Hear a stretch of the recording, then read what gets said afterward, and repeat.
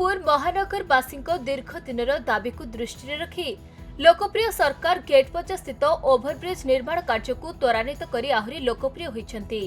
दक्षिण ओडिशार व्यावसायिक पेंठस्थली रूपे परिचित तथा शिक्षा स्वास्थ्य पाई प्रतिदिन एठाकू हजार हजार संख्यार लोकंकर सुओ छुटी थाए।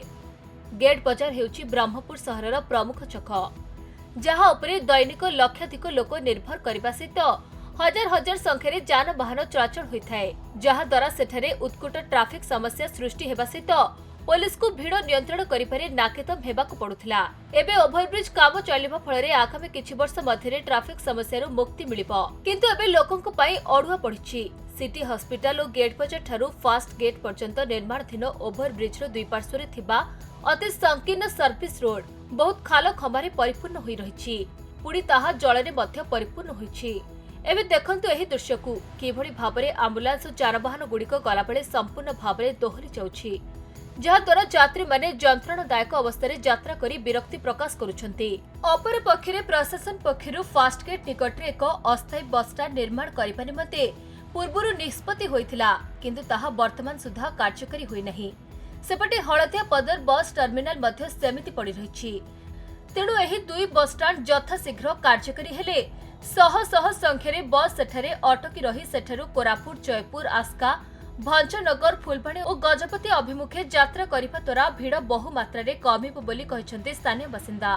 तेणु जनसाधारण को स्वार्थ निमंते कौनसी चापर बसवर्ती न होई एही दुई बस स्टैंड को युद्धकालीन भितर कार्यकारी करने सहित सर्विस रोडर खालखमा रास्ता को पिचु पकाई उपयुक्त मरामती निमंते साधारण रे दाबी हेउछि। ब्रह्मपुर गंजाम जिल्लार मुख्य रास्ता होछि गेट बजार छक। एठारे युद्धकालीन भितर कार्य चली बहुत स्वागत योग्य पदक्षेप, एति जनसाधारण उपकृत हेबे, किंतु दुर्भाग्यर विषय जे रास्तार दुई साइड रे जो रास्ता रखिछन्ती सेथिरे बहुत जाम रे गाड़ी मोटर जाउची। आ सेति मध्यरे जदि ब्रह्मपुर चिकित्सालय, ब्रह्मपुर बड़ मेडिकल को किंबा सिटी हॉस्पिटल आठी वेटेनरी अच्छी तीन हॉस्पिटल डाक्तरखाना को संजोग करुच्ची रास्ता, किंतु यही मध्य जदि गोटे पेसेंट जाऊँगी ताकू रास्ता को जीवाई भी रास्ता देले मध्य ताकू विकल्प रास्ता नहीं। 10 फुटिया रोड रे रास्ता गाड़ी केमिति जीव तार अतिशीघ्र स्थायी समाधान पाई हलदिया पदर बस स्टैंड और आस्का रोड रे बस स्टैंड जो अस्थायी बस स्टैंड को अतिशीघ्र